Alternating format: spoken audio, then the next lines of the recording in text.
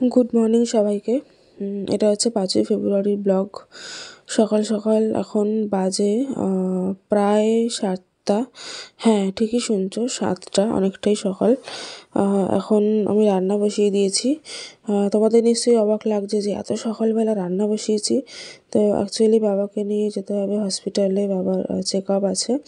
তো সেই জন্য একদিকে চা খাচ্ছি আর একদিকে রান্না বসিয়ে দিয়েছি। কিছুই না, মাছ ছিল ফ্রিজে, তো মাছের ঝোল, ভাত। দেখো, ভাত কিন্তু হয়েও গেছে আমার, তাহলে বুঝতেই পারছো আরও আগে আমি রান্না বসিয়ে দিয়েছিলাম।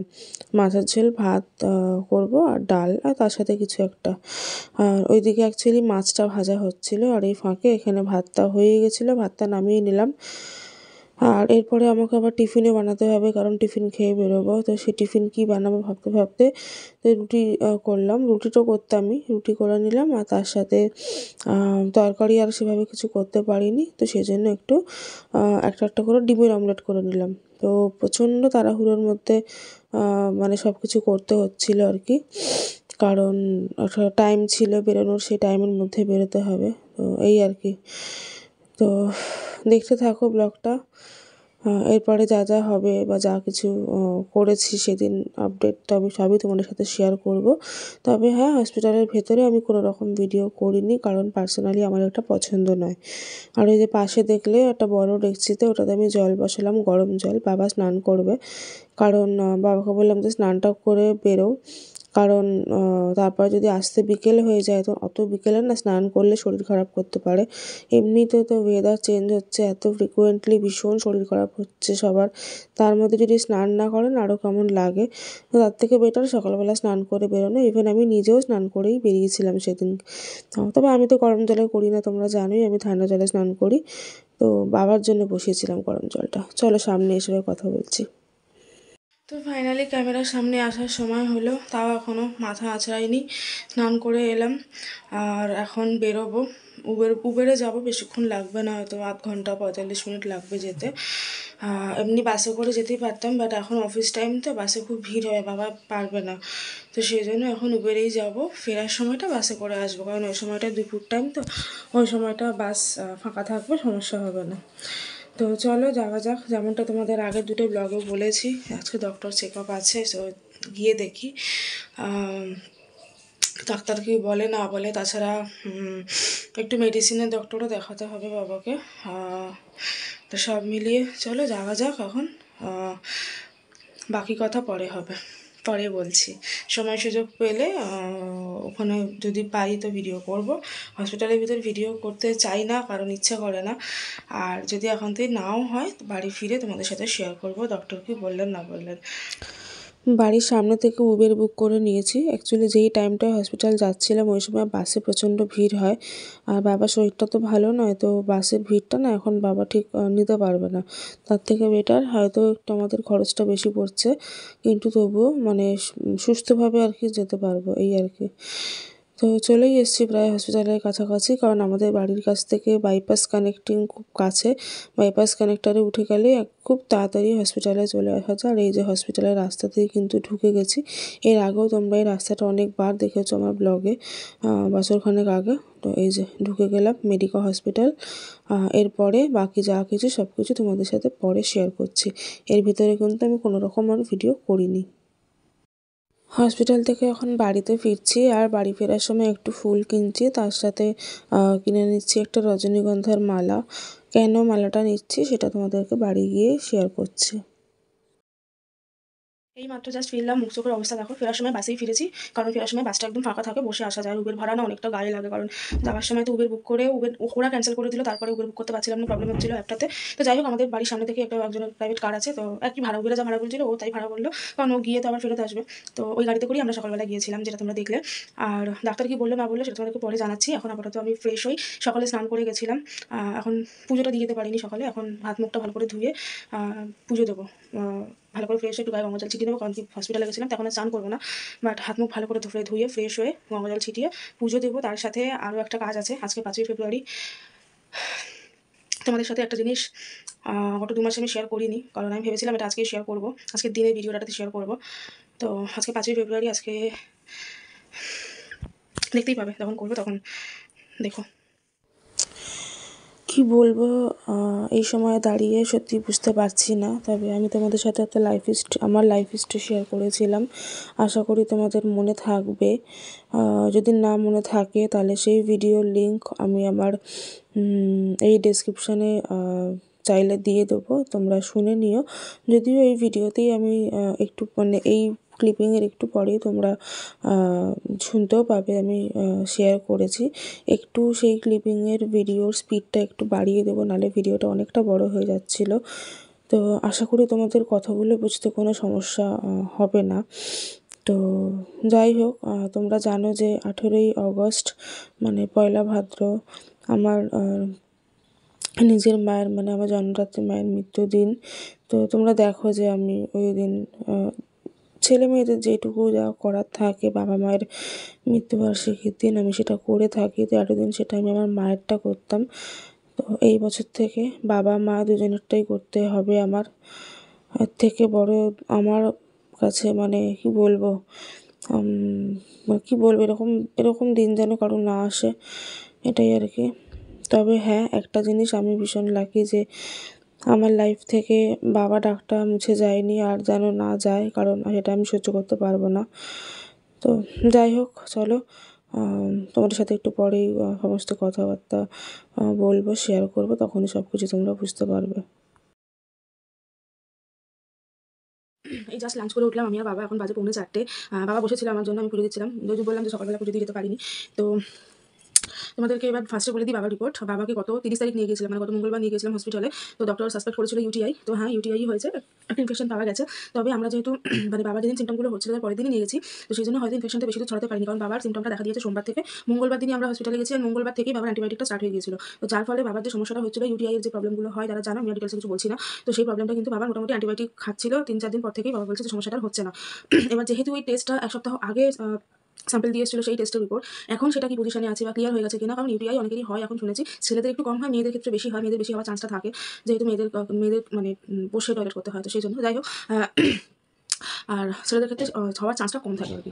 তো যাই হোক, ডাক্তার যে কটা টেস্ট হয়েছে গত মঙ্গলবার, তার মধ্যে থেকে যেই রিপোর্টগুলো আর কি কী বলবো, যেগুলোতে আর কি ডিটেক্টেড বলে লেখা রিপোর্টে আর কি, যেগুলো শুধু সেইগুলোই আবার টেস্ট দিয়েছে। রিপোর্টটা উনি দেখবেন যে কতটা কি ক্লিয়ার হয়েছে না হয়েছে।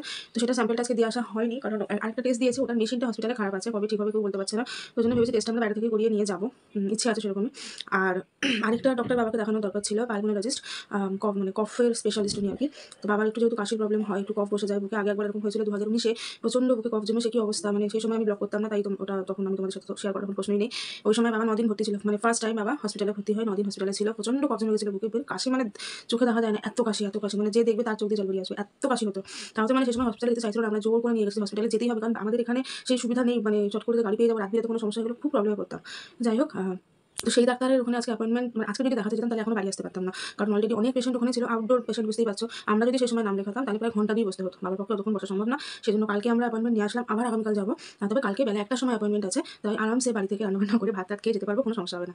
এবার বলি, একটু আগে তোমাদের সাথে যে দৃশ্যটা আমি শেয়ার করলাম, আমি তোমাদের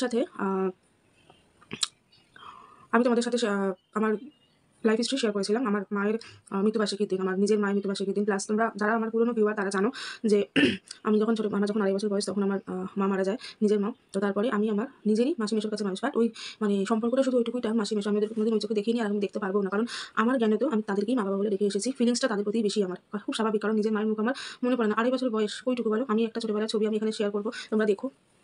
এবার তোমাদেরকে বলেছিলাম যে আমার যে বায়োলজিক্যাল ফাদার, তার সাথে আমার কোনো রকম যোগাযোগ নেই, অনেকগুলো বছর হয়ে গেছে। এবার হঠাৎ করে তোমাদের মনে হতে পারে কী করে জানলাম সেই মানুষটা নেই। গত বছর 2023-এ প্রথম দিক থেকে, মানে ফেব্রুয়ারি মার্চ এরকম টাইম থেকেই না মাঝে মধ্যে আমি তাকে স্বপ্নে দেখতাম, বাবাকে স্বপ্নে দেখতাম। এবার যেহেতু বাবাকে আমি অনেকটা বড় বয়সে দেখেছি, কারণ যোগাযোগ ছিল না বলতে আমি যখন মাধ্যমিক দিই তখনও পর্যন্ত যোগাযোগ ছিল, তারপরে আর যোগাযোগটা ছিল না। মেবি তার সেকেন্ড ওয়াইফ আমার সাথে যোগাযোগ রাখতে দেয়নি, ঠিক আছে, আমার তাতে কোনো দুঃখ ছিল না, কারণ আমি ভীষণ আদরে ভীষণ ভালোবাসার মানুষ হয়েছি, মানে এতটা আমি পেতাম কিনা তাদের সঙ্গে থাকলে আমার সন্দেহ ছিল। যাই হোক, তো সেই জন্য তার মুখ আমার ভুলে যাওয়ার কোনো প্রশ্নই ওঠে না, তার মুখ আমার ভালো মতো মনে ছিল। আমি স্বপ্নে দেখতাম সে অসুস্থ, মানে বিছানায় একদম শয্যাশায়ী এবং আমাকে দেখতে চাইছে। স্বপ্নটা আমি এরকমই দেখতাম যে খালি ডাকছে যে একবার আয় আয়, একবার দেখতে যাই তোকে, মানে এরকম। আর স্বপ্নটা মানে এরকম হতো, ধরো সপ্তাহে 1 দিন কি মাসে 2 বার, এরকম দেখতে দেখতে ফ্রিকোয়েন্টলি আমি এই স্বপ্নটা দেখা শুরু করলাম পুজোর আগে থেকে, মানে জুলাই আগস্ট মাস থেকে। সপ্তাহে 2 দিন 3 দিন 4 দিনে হয়ে যাচ্ছে, এবং তো যত দিন যাচ্ছে স্বপ্ন দেখার পরিমাণটা আমার বেড়ে চলেছে। তার সঙ্গে সঙ্গে আমি যেন আরও দেখছি যে মানে বাবা আরও বেশি অসুস্থ হয়ে ভেঙে পড়েছে, একেবারে বিছানায় শয্যাশায়ী। কী বলবো, তো এবার আমি ভাবলাম যে আমি কার সাথে শেয়ার করবো কথাটা। তো ভাবলাম যে বাবাকে শেয়ার করি, বাবাকে বললাম। ১ম ভাবছিলাম বাবা কষ্ট পাবে, কারণ যে মানুষটা আমাকে নিজে থেকে নিয়ে এসে আজকে ছোটো থেকে এত বড় করলো, তো হঠাৎ করে যদি শোনে যে আমি এরকম বাবা স্বপ্ন দেখছি, হয়তো শুনলে কষ্ট পাবে। কিন্তু কী করি, আমি তার বাবাকে বললাম, কারণ বাবার সাথে আমি সব কথাই শেয়ার করি। আমি ভাবলাম যে না, এটা লুকোবো না, বাবাকে বলি। কারণ এই স্বপ্নটা দেখার জন্য আমার ভিতরে একটা অস্বস্তি হচ্ছিল, যেটা আমি নিতে পারছিলাম না। যে এত মানে ভীষণ একটা মাইন্ডটা মানে ডিস্টার্ব হয়ে থাকতো। তো বাবাকে বলাতে বাবা বললো যে তাহলে চল, তাহলে একবার দেখা করে আসি। আমার যে নিজের মানে ওই দিকে যে বাড়ি, সেটা হচ্ছে বেলঘরিয়াতে, নিমতা। এবার অনেক বছর, অনেকগুলো বছর, প্রায় বছর ২০, মানে আমি মাধ্যমিক দিয়েছি ২০০৯ সালে।